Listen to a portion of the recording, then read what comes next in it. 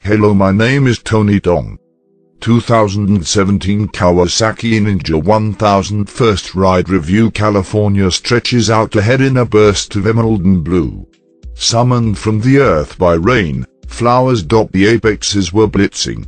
We're moving, but not too fast to take in a world of beauty. As I lift to accelerate off a corner on Malibu's famous Mulholland Drive, a vista opens before the next apex, a moment molding the experiences of high performance and touring into one. The Ninja 1000 is instrumental in that process. A group of journalists and I are all on the 2017 Ninja 1000. No X, Z, or R, just 1000. This is the sport tourer of the Ninja line, blending space and pace in one package for the discerning rider. Also, the PowerPoint claims.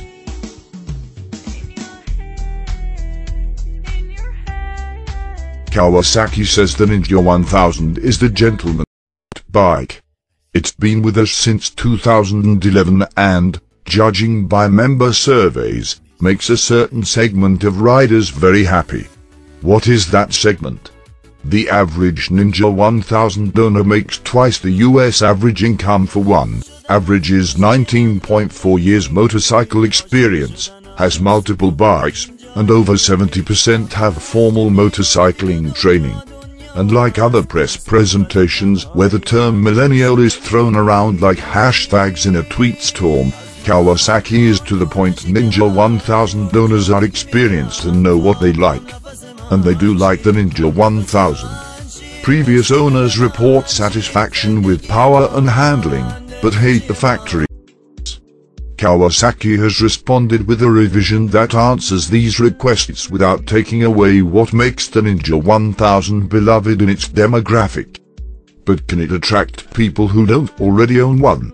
The changes for 2017, Kawasaki has not touched the frame, engine internals, or suspension. The rest has been highly revised to offer more aggression and convenience.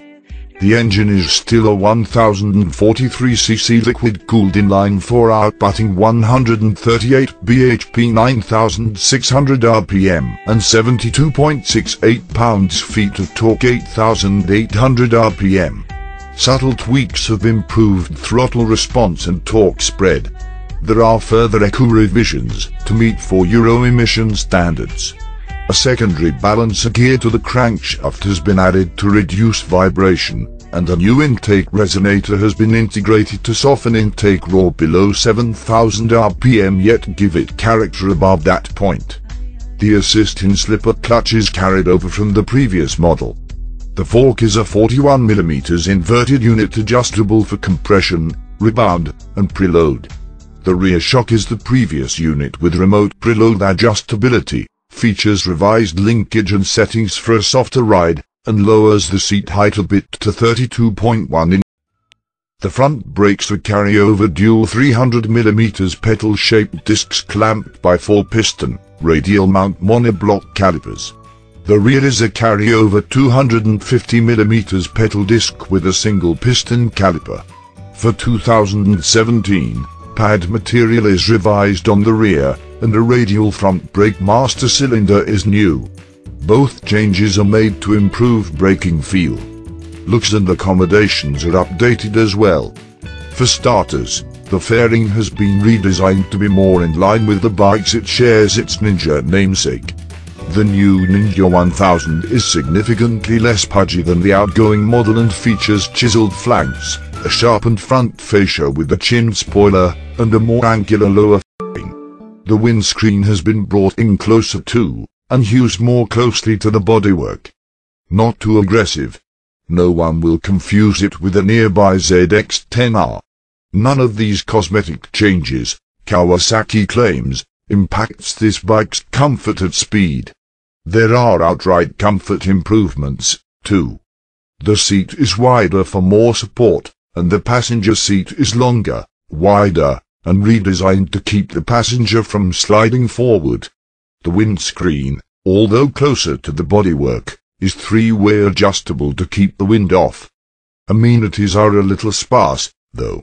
There is no cruise control, and heated grips are a $289.95 option. Of all the revisions, that redefines the whole bike electronics package. For 2017, the Ninja 1000 receives the kitchen sink of Kawasaki's electronic suite.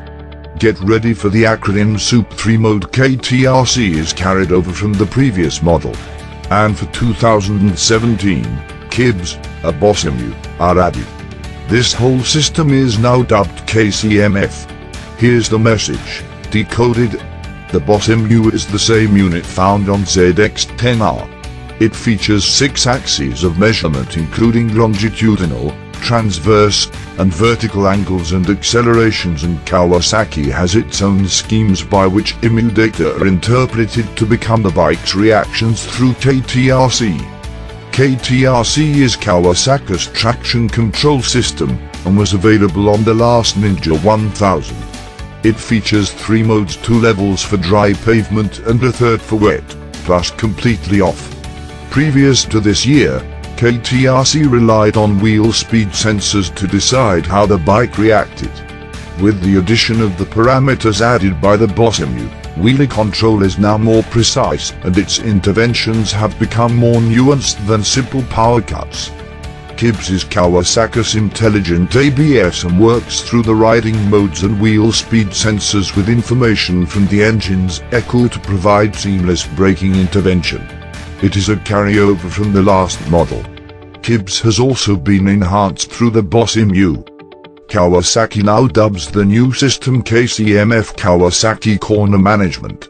Emu data on bike lean angle now works with ABS and KTRC to make ABS and traction control interventions more accurate, subtle and effective.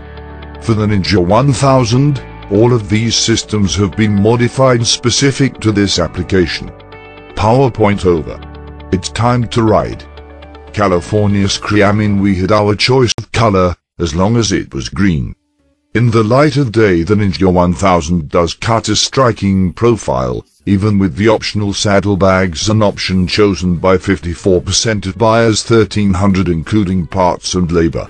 Overall, it's noticeably more sport-oriented, its snout more sculpted and edges sharpened over the older model. The assembled journalists and I would be making a 2-day gentleman's road trip up to the Quail motorcycling gathering. That label depends on your definition of gentleman. I would hardly say our group qualified for the distinction. No one brought a top hat, and I was wearing denim on denim. Quite well, I may add. As the needle sweeps and you thumb the start button, the first novelty is the revised LCD dash, which, unlike many other units, you can actually see in direct sunlight. Imagine that. Next, you see the cluster that controls the riding modes with a switch next to the lights on the left handlebar. The bike saves your chosen power mode unless you turn all systems off. Once you again switch on, it will default to mode 1. Seating position is initially very agreeable and neutral. Your feet are beneath you and your hands outstretched straight with just enough crouch to cut the wind. At 510 I fit very well, but if you're taller you may wish to add risers as we did to our old long-term Ninja 1000. We set off due north, our merry pack of undistinguished gentlemen, a green algae going through traffic. Slogging through an urban environment, 2 things matter: low speed, manners and maneuverability. Since you're not hunched over like on a sport bike, it was way easier to crawl in traffic at a snail's pace, and the easy pull clutch was a 1-finger featherweight. Even with the bags, the bike does not feel noticeably wide. If you don't feel like shifting, the engine can chug along snatch-free in a gear too high. Out of the city though, the bike really makes sense. We snaked our way to the Snake Mulholland Drive. Its dusty blind corners always catch out those not familiar with the route, but the bike was an entirely confidence-inspiring package with its electronic revisions.